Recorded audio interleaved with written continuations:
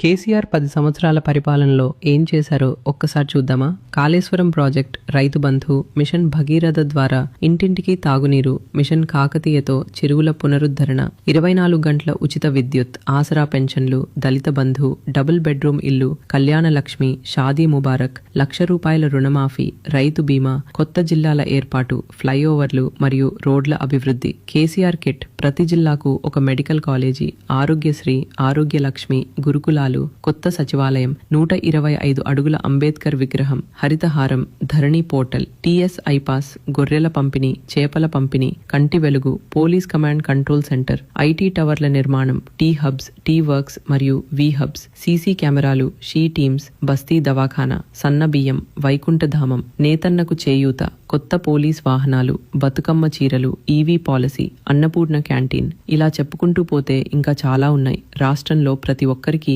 ప్రత్యక్షంగానో పరోక్షంగానో ఈ పథకాలు చేరుతున్నాయి. తెలంగాణ వస్తే కరెంటుండదు అన్నారు, రాష్ట్రం వస్తే ఎకరా పారదు అన్నారు. కానీ ఈ రోజు దేశం మొత్తం తెలంగాణ వైపు చూసేలా చేశాడు. మాటలతో కాదు, చేతలతో సమాధానం చెప్పిన మొనగాడు ఆయన.